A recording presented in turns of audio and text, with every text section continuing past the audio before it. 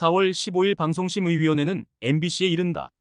바이든 날리면 뉴스 자막 보도에 대한 과징금 3천만 원을 결정했다. 이 사건은 2022년 9월 윤석열 대통령의 미국 방문 당시 발언이 논란을 낳았던 것에 대한 방심위의 최종 결론이다. 이날 방심위 전체 회의에 참여한 위원 중 김유진, 윤성욱 위원이 언론 탄압이라는 주장과 함께 퇴장한 상황에서 참석한 여권 위원 전원이 동의했다고 한다. 방심위가 윤석열 정부 들어 MBC에 과징금을 부과한 것은 이번이 세 번째다. 작년 11월 MBC가 뉴스타파에서 전문을 공개하고 보도한 김만배 녹취 파일을 인용 보도한 걸로 뉴스데스크와 PD수첩에 각각 과징금 4,500만 원, 1,500만 원을 의결한 바 있다. 이에 대해 언론뿐 아니라 각계각층에서 이른바 이틀막 정부라는 비판의 연장에서 방심위 결정에 큰 우려를 전달하고 있다. 대통령에게 의견을 전달하다가 경호원들에게 강제로 끌려나간 강성의 국회의원, 카이스트 졸업생, 분당 서울대병원 민생토론회 의사 사건을 떠올리게 한 것이다. MBC는 지난 4월 10일 총선을 앞두고 방심위 산하에 꾸려진 제22대 국회의원 선거방송심의원회의와 선방위에서도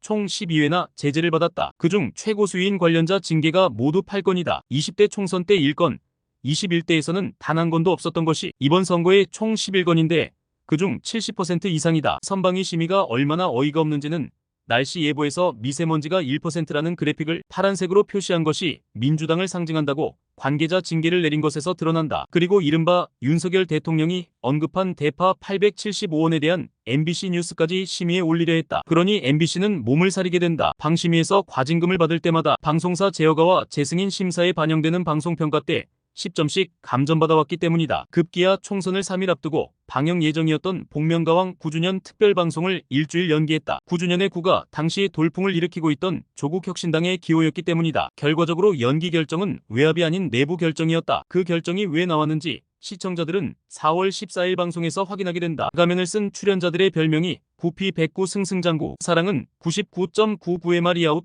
은하철도 999였다. 출연 배경도 모두 숫자 9와 연관이 있었다. 만약 방송이 정상적으로 됐다면 또 한 번 선방위가 칼질을 했을 게 눈에 선하다. MBC는 그동안 2022년 11월 대통령 전용기 MBC 취재진 탑승 거부, MBC 광고 중단 발언, 국세청 세무조사를 당했다. 그리고 2023년 5월에는 한동훈 개인정보 유출 혐의로 기자가 압수수색을 당했고 본사 뉴스룸에 압수수색 시도가 있었다. 지난 3월에 사퇴한 황상무 대통령실 시민사회 수석이 발언한 언론인 테러 사건도 MBC 기자를 지목해 언급한 것이었다. 이 사건은 공교롭게도 대법원이 MBC 대주주인 방송문화진흥회 권태선 이사장에 대한 해임 처분 효력을 정지 결정한 날에 이루어진 것이다. 방송통신위원회가 2023년 8월에 임기가 1년 남은 권 이사장을 해임했지만 행정법원, 고등법원에 이어 대법원까지 제동을 건 것이다. 아마도 윤석열 정부와 MBC의 악연은 총선 결과에 상관없이 앞으로 4개월 뒤 현 박문진 이사장의 임기가 끝나면 더 확장될 것이다. 이는 KBS와 YTN에서 사장이 바뀐 순간 어떤 일이 벌어졌는지 떠올려보면 된다. 배문석의 미디어 평이었습니다.